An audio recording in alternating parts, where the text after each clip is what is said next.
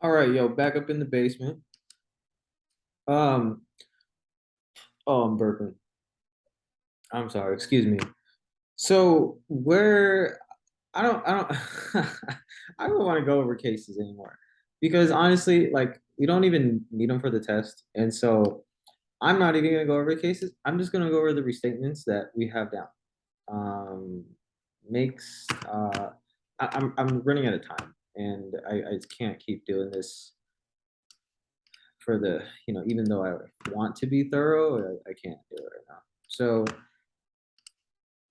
the next part we're going to talk about is going to be assent. And so mutual assent, um, is that it? I'm sorry, this is sloppy. So mutual assent right here. The first one that we need to go over is restatement 17, formation. Requirement of a bargain. And the language here is that the formation of a contract requires a bargain in which there is a manifestation of mutual assent to the exchange and a consideration. Um, in other words, you need both parties of a contract to show agreement in a way. And so, I mean, the most obvious way would be if both parties were to say, I give you this or I offer this, and the other person says, I accept. Like that language would make it so clear. But in the real world, it doesn't work like that, right? And so um, sometimes there are things that are just given. Nobody really says anything. And so, but from the actions, you can kind of imply that assent to offer this is made. And so this is where we kind of like lump in restatement 21, right?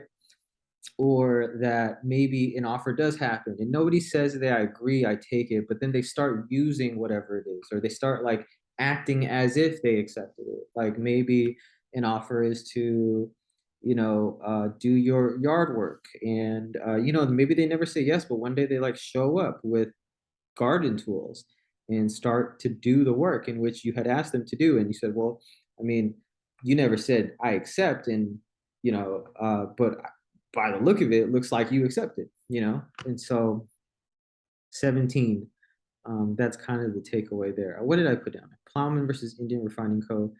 Half pay for rest of their life, apparent authority issue too. Okay, so this case was that one case, I believe, where pay for the rest of their life. He didn't want to leave, right? I think he didn't want to leave, and they offered him. He got robbed. Is that the guy? I don't know. Don't remember. Okay, I won't do this anymore. Um,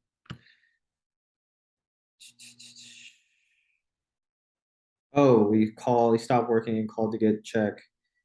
Um, he sends letter adding conditions because the market's fluctuating. Um, the Indian referring claims they claimed that it was like an at will kind of deal. So a question was consideration there too. Um, and so, this is where we kind of learned that past work can't count as consideration, and that moral considerations aren't consideration. But I think in the end of this case, they said, I think there was like two cases. Not legitimized by the corporation. Okay. Anywho, that's kind of what it is. Um, feel free to fast forward because that was needless. Restatement 22, mode of assent, offer and acceptance. And this is by the language of, subsection 1, the manifestation of assent, of mutual assent to an exchange ordinarily takes the form of an offer or proposal by one party followed by an acceptance by the other party or parties. So typically, subsection 1 of restatement 22 is saying that generally speaking, the way you're going to see mutual assent is in the form of one person offering something and the other person saying, I accept. That's the ideal. Number two, subsection 2 is that a manifestation of mutual assent may be made even though neither offer nor acceptance can be identified, and even though the moment of formation cannot be determined. And so this is where, even if some point in time down the road, which something got messed up, and no party can really point to the moment where somebody said, I agree, or somebody said, I offer, but it was just kind of an accumulation of actions that took place. That it can still be an acceptance and it could still be an offer, as long as the reasonable person can look at that and say that actions and conducts and intent and whatnot at the time pointed to an offer and acceptance. Next, we're going to go to offers. This was a short one. We'll go into the offers and powers of offer, and then power through the rest of them.